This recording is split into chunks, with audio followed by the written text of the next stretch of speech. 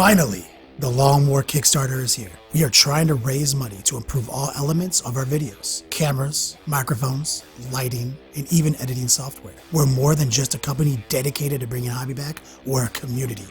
Whether you enjoy all of our content for free here on YouTube, or you're a member of the fast-growing Hall of Veterans and you enjoy early exclusive access, we're part of the same community. It's not all business though. All the Long War swag that you guys have been waiting for is available on the Kickstarter. Please stop by, check out our Kickstarter, and thank you for the support.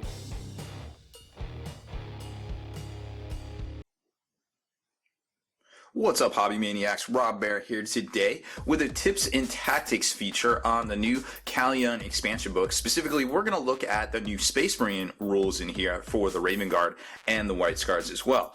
But before we get into all that, I would like to invite you to make sure that you subscribe to this YouTube channel. Check out our blog, spikybitsblog.com, and head on over to thelongwar.net. That's the home of the battle reports for exclusive content, early access videos, and special discounts and promotion codes for all the things you buy every month. Anyways, become a veteran of the Long War today. So like I was saying, there's some really great rules in here. It's not just for Tau players. It also has some great rules for the Space Marines as far as the White Scars and the Raven Guard of varieties or flavors as well. So we're going to start out with the White Scars today and kind of go over their rules a little bit more in depth than our first look that we did earlier in the week. So as you can see here, this is the Scarblade Strike Force. It's similar to the Space Marines, that Gladius Strike Force that they have in their codex, where they get a bunch of free transports and things like that.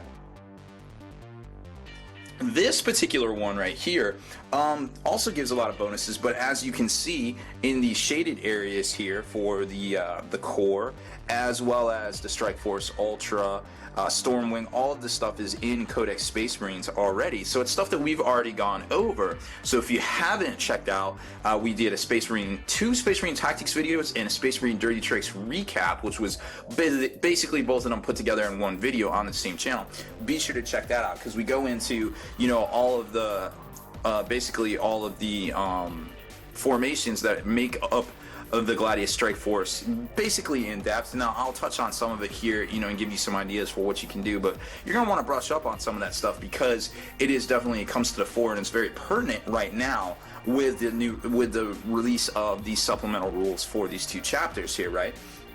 So first off, the command benefits for this is Lightning Assault. Units from this detachment can reroll failed initiative tests when attempting to leave combat using the hit and run special rule. And that's the whole army. It doesn't just have to be on bikes. It can be tactical squads and things like that. And that really comes to the fore, I feel like, because tactical squads are initiative 4. So, you basically have a 75% chance-ish to pass a hit and run. Now you get to reroll it, so it goes up, roughly to 88%-ish. It's hard to do percentages on dice, of course, but that, just keep that in mind. Vehicles from this detachment that move flat out, and bikes from this detachment that turbo boost move an additional d6 or 2d6 if they are a fast vehicle or flyer. So it gives you a little bit more speed to get in the face of these scrawny Xenos like Tau and things like that. Maximum impact. A unit from this detachment successfully charges the enemy that is at least 8 inches away. It gains a Hammer Wrath for the duration of assault phase, so it doesn't have to have it. Units that have Hammer Wrath basically get shred on their Hammer Wrath attacks. So that's kind of cool.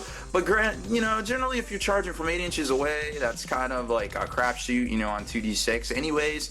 But just keep it in mind, if you do have fleet, it could be a thing, but I wouldn't bank on it. But it is a nice little bonus to remember when you do it. So the rest of the Scarblade Strike Force is made up of 1 to 2 cores, which are your cores are right here, these 3 in dark gray shaded area. You got your Battle Demo Company, which is right here in the Codex Space Marines, which makes up basically the core of your Gladius Strike Force for them. So it's 1 chaplain or a captain, 0 to 1 command squad, 3 tacks, an assault squad or a bike squad, or an attack bike squad, a lance speeder, a centurion assault squad, a Devi squad or a centurion Devi squad, and 0 to 1 dreadnought, ironclad dreadnoughts or venerable dreadnoughts. Obviously, dreadnoughts aren't as good as we would like them to be. They seem like they're badass, but they're not. So maybe don't include one of those. But you can always take the Battle Demo Company, and there's always command benefits and things for each individual formation on here as well. We're not going to go over that because we we beat that one to death in like 4 different videos, so we're not going to get into all that, but just keep these things in mind. The Librarius Conclave, very powerful. Rukuzian Command Squad, that's your Chaplain Squad, yeah, and then your Strike Force Command as well.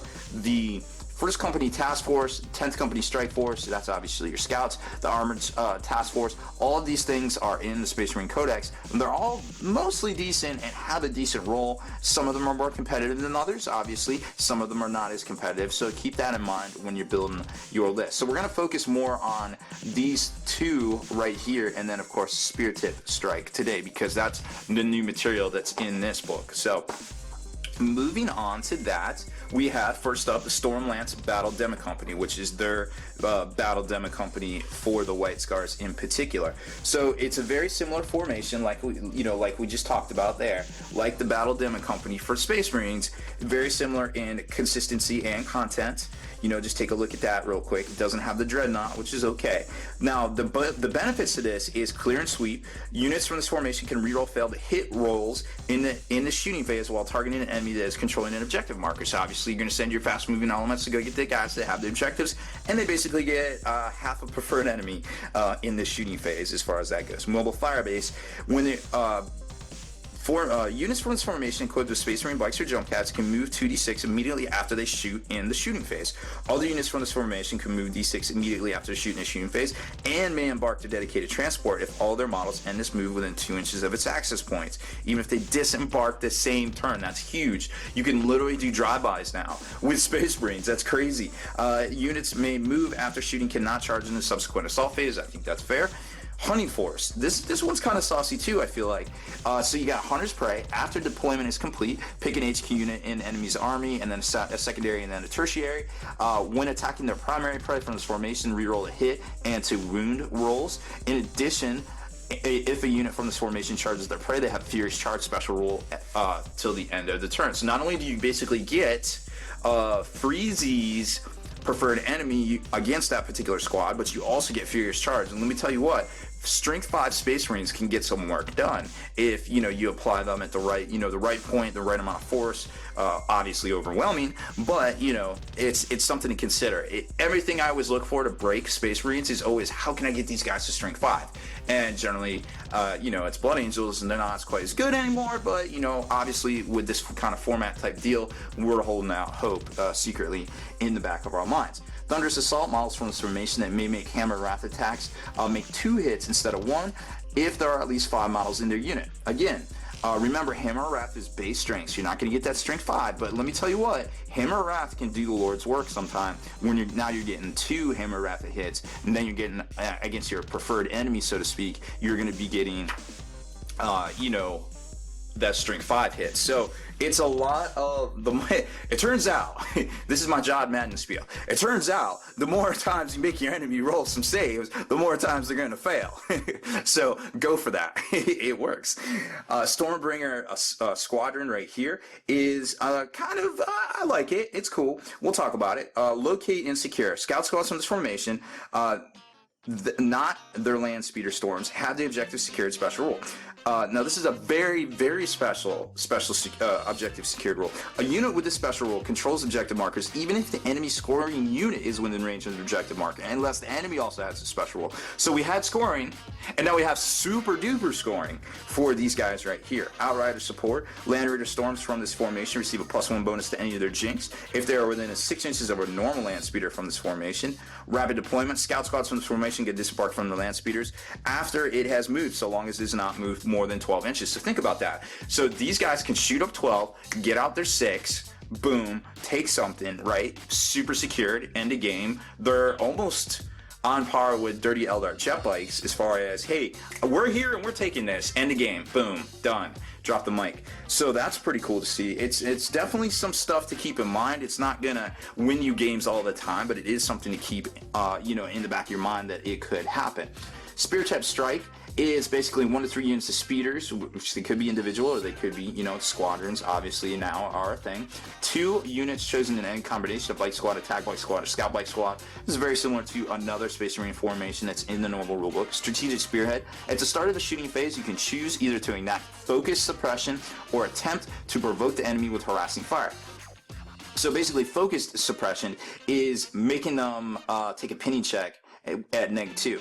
Now, pinning is dirty. There's not a lot of things in the game that cause pinning these days, and if you pin something, remember, it can still break. It can still fall back. So always keep that in mind. If something is pinned, can also still shoot Overwatch, but also keep that in mind. There's a lot of misnomers out there about going to ground and things like that, which pinning is just going to ground as well. Harassing fire. A unit that suffers one or more unsaving wounds could either, and fails their leadership test, can either go to ground or must move as far as possible towards the unit from this formation in that movement phase. So it's kind of, I don't know if you want to do that or charge at the White Scars. It seems like a bad idea, but I suppose you could if you, I don't know where they're going with that one, but it's interesting.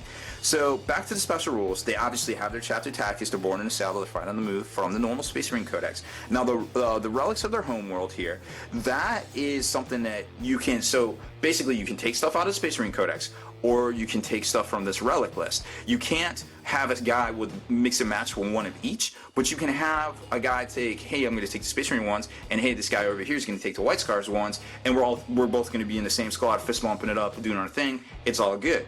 Then there's a special Warlord Traits table as well for these guys. We're not going to waste a whole lot of time on that particular one there because I want to talk about their relics, and the relics are really interesting. We'll start with the Hunter's Eye because I think that's the one that everybody's heard the most about so far. The Hunter's Eye is 20 points. A model equipped with the Hunter's Eye adds 1 to his ballistic skill, and all his ranged weapons have the Ignore Cover special rule. Okay. While a model with the Hunter's Eye is part of the unit, all other ranged weapons carried by models in that unit have the Ignore Cover special rule. Yes, think about it. You can put this guy in with just about any shooting squad and make them immediately exponentially better for only 20 points.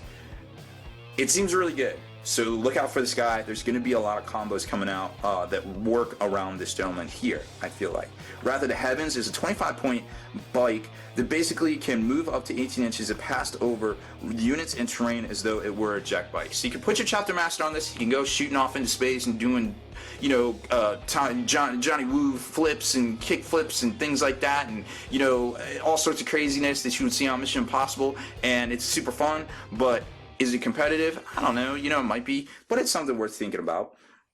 Glaive of the Vengeance right here. It's a 30-point piece of war gear that basically it's just really good in combat. It's +3 strength or +1 depending on what's going on, or to AP2 or AP3 melee mastercrafted. So it's kind of interesting in that regard. It has 2 profiles for strength and AP because the first is used when the bearer charges. So it kind of works, a little bit. It's a glaive, but it kind of works a little bit like a traditional hunting lance that we would think of for like guardsmen or something like that, or scrawny Xenos. The Banner of the Eagle is another standard that they specifically say you can take, a normal Space Marine standard, or you can take this one. It just kind of depends on what you want to do. This may only be taken by a model that can take items from Space Marine standards list. Friendly White Scars within 12 inches, while the Banner of the Eagle have Fleet and Furious Charge special rules. Obviously, Fleet and Furious Charge special rule is very good in assault heavy army, because obviously when you're trying to assault 8 to get that one special rule we talked about earlier, you're going to want Fleet. But just in general, you don't want to miss those assaults. So it's really good, and I cannot tell you how powerful Strength 5 Space Marines really, really are. Look out for that. Mantle of the Stormseer, it's a librarian only piece of war gear. A model equipped with the Mantle of the Stormseer has Adamantite Will, special rule, and knows Psychic Maelstrom power from the Telekinesis discipline, as well as any others he knows. This is not considered when determining if he has Psychic Focus. So he doesn't get freezies from Telekinesis, so he's not going to get, the Psychic Shriek, which is fair. But for only 20 points, I wouldn't expect that. I mean, that's something. If they did that, that would be like a 75-point upgrade on par, I feel like. So we see this here, and what this does, it gives you those dirty vortex templates that you could drop on people. And if you have enough, and you have enough dudes with this thing, you can literally make a barricade of vortex templates that scatter every turn and don't go away unless you roll doubles. And let me tell you what, dropping this on an enemy formation, dropping this on scrawny Xenos behind fortifications, dropping this on Storm Surges, a squad of 3 of them, because their bases are so huge. And remember too, that blast template is impassable ground. So if you're caught on it, you have to immediately move out of it, and you can't move back through it. It is literally an impassable terrain of death. and it is really cool that they just get it for 20 points. Because let me tell you what, you take a squad, you take a bunch of these in a squadron, a Liberius conclave, so to speak, and you are just going to be raining storms from the heavens on top of people. This is highly underrated, and I don't think a lot of people realize how good this really is here. So don't sleep on that one. If you see a bunch of dudes in a list and one of them has this, they might go fishing for some vortex templates, and they might be dropping plates on your ass very quickly. Then there's the White Scar's tactical objectives, and then it goes to the Raven Guard, which is going to be the subject of our next video because we're already way over on time. It's amazing how just a few pages of rules can really take up a lot of time. So check us back soon for the next video in the series, the Sons of Korax special rules from Kauyon expansion.